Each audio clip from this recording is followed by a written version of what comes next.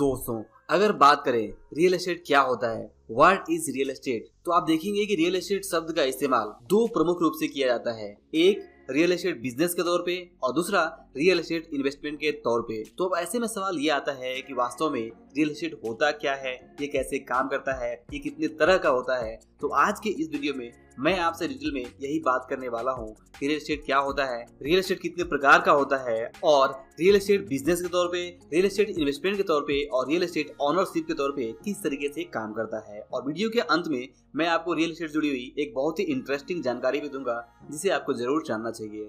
तो चलिए सबसे पहले ये समझते हैं कि रियल एस्टेट होता क्या है। तो दोस्तों, रियल एस्टेट को असली संपत्ति के रूप में जाना जाता है क्योंकि रियल एस्टेट जमीन से जुड़ा होता है और जमीन हम सभी के लिए एक असली संपत्ति है। वास्तव में जमीन के अलावा जो भी दूसरी संपत्ति है वो सभी जमीन की उत्पत्ति से ही संभव है। जैसे अगर बात करें किसी मकान की, बिल्डिंग की, घर की, दुकान की या फैक्ट्री की या किसी भी तरह के दूसरे प्रोडक्ट की भी, तो वो सभी आते हैं जमीन से ही। और इसलिए अगर जमीन की बात करें स्पेशली, तो जमीन एक रियल संपत्ति है, वास्तविक संपत्ति है, असली संपत्ति है। और इसीलिए जमीन से जुड़ी हुई जो भी संपत्ति है उन्हें हम रियल एस्टेट कहते हैं।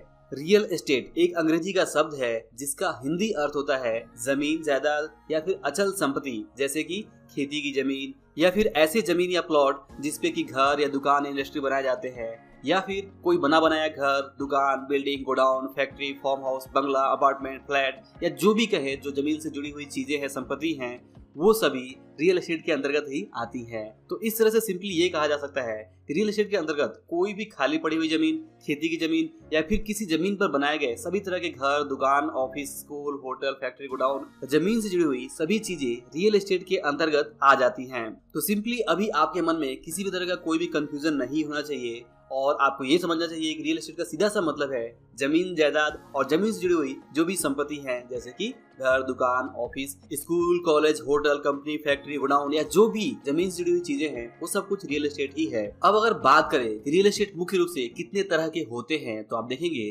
रियल एस्टेट मुख्य रूप से 5 प्रकार के होते हैं। सबसे पहला है जमीन यानी कि लैंड। आप देखेंगे कि जमीन भी अलग अलग तरीके के हो सकते हैं, जैसे कि खेती करने वाली जमीन, बंजर जमीन या फिर ऐसे ही खाली पड़ी हुई जमीन या फिर किसी भी तरह की कोई भी जमीन को हम रियल एस्टेट कह सकते हैं।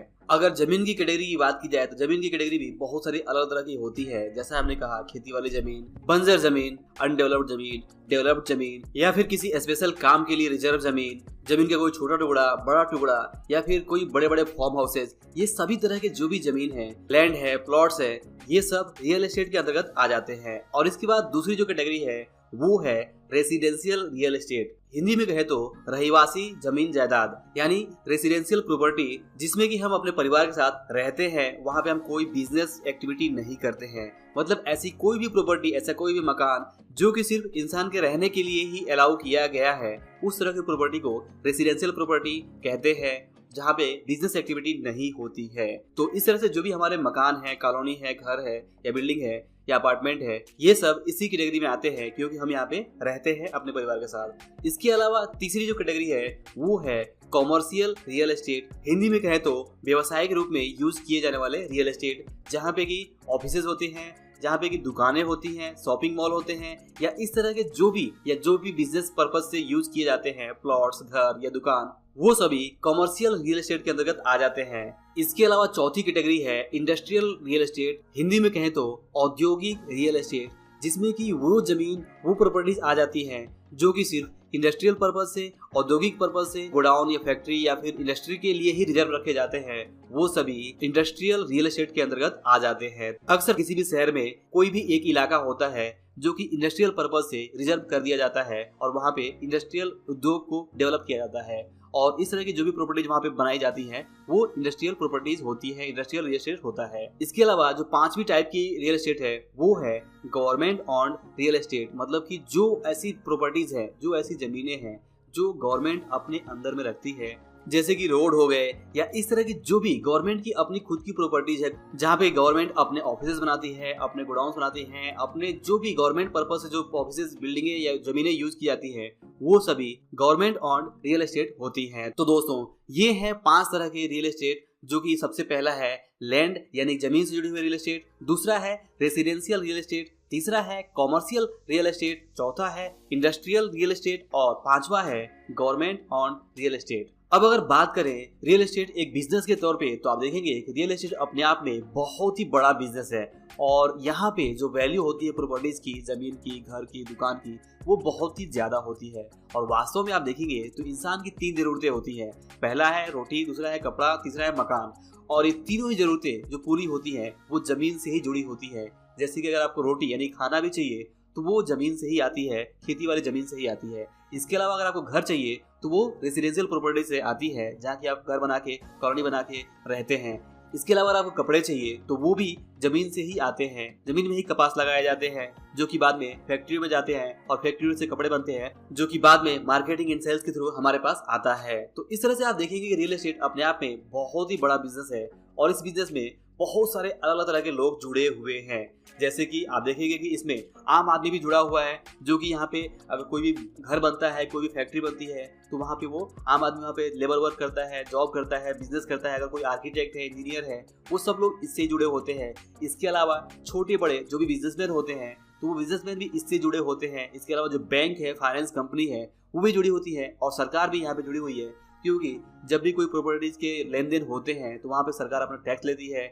अगर कोई प्रॉपर्टी वहाँ पे डेवलप की जाती है, कोई रेसिडेंशियल प्रॉपर्टी, कोई इंडस्ट्रियल डेवलपमेंट होता है, तो वहाँ पे भी सरकार का अपना हाथ होता है। वास्तव में रियल एस्टेट इतना इंपॉर्टेंट है, रियल एस्टेट के डेवलपमेंट से ही समझ में आता है कि कोई नगर, कोई शहर, कोई देश, कोई राज्य कितना विकास कर रहा है। तो जैसे आप देखेंगे कि अमेरिका में जो रियल एस्टेट है बहुत ही ज्यादा डेवलप्ड है किसी भी दूसरे देश की तुलना में। और इवन अगर आप इंडिया की बात करें तो मुंबई या दिल्ली जैसे शहरों में आप देखेंगे कि रियल एस्टेट बहुत ज्यादा डेवलप्ड है और बाकी दूसरी जगहों पे उतना डेवलपमेंट नहीं है।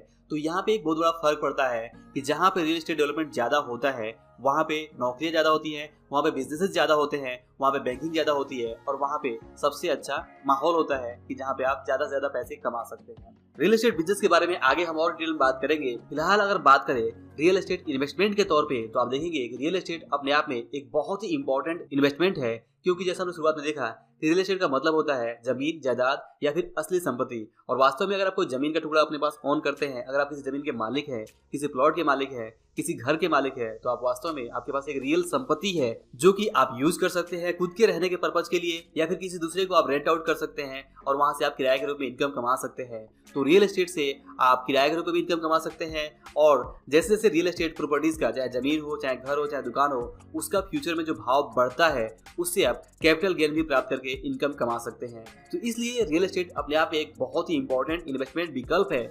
और यहाँ पे बस ये दिक्कत है कि आपको रियल एस्टेट इन्वेस्टमेंट करने के लिए अक्सर ज्यादा पूंजी की आवश्यकता होती है।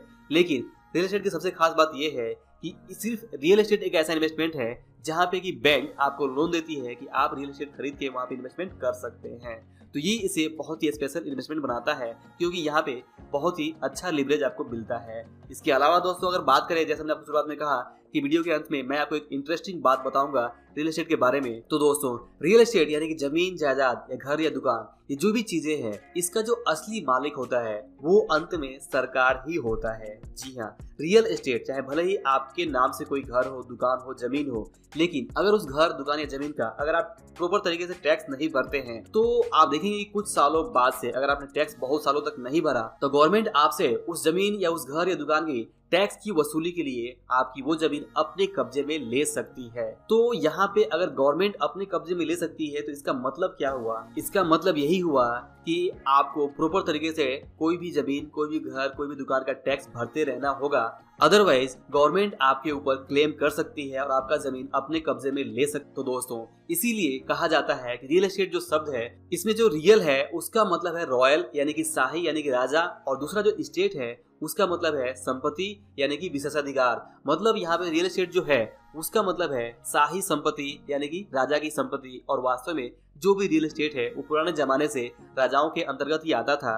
बाद में भले ही प्रजातंत्र या फिर डेमोक्रेसी के हिसाब से लोगों में डिवाइड कर दिया गया, बट अंत में आप देखेंगे कि आज भी, पुराने जमाने में भी और आज भी, अंत में जो सरकार है वही हर रियल एस्टेट की मालिक है। तो इस तरह से आप इस फैक्ट को जरूर ध्यान में रखें, क्योंकि ये बहुत ही इंटरेस्टिंग फैक्ट है जो अगर ध्यान में रखते हैं तो आप प्रॉपर तरीके से अपने टैक्स को भरते रहेंगे और आप उसके मालिक बने रहेंगे। तो दोस्तों आई होप कि आपको इस वीडियो से समझ में आया होगा कि रियल एस्टेट क्या होता है और ये किस तरीके से काम करता है, इसमें कितने अलग तरह के रियल एस्टेट होते हैं। तो अगर वीडियो पसंद आया हो, काम का लगा हो, तो आप इस वीडियो को लाइक और शेयर जरूर करिए। अगर आप चैनल पर नए हैं तो सब्सक्राइब भी करिए, और अगर आपने नोटिफिकेशन बेल नहीं दबाया है तो नोटिफिकेशन बेल दबाइए, ताकि आप आने वाले वीडियोस को मिस ना कर सके। अंत में इस वीडियो को पूरा देखने के लिए और हमारे साथ जुड़े रहने के लिए आप सभी का दिल से बहुत बहुत धन्यवाद।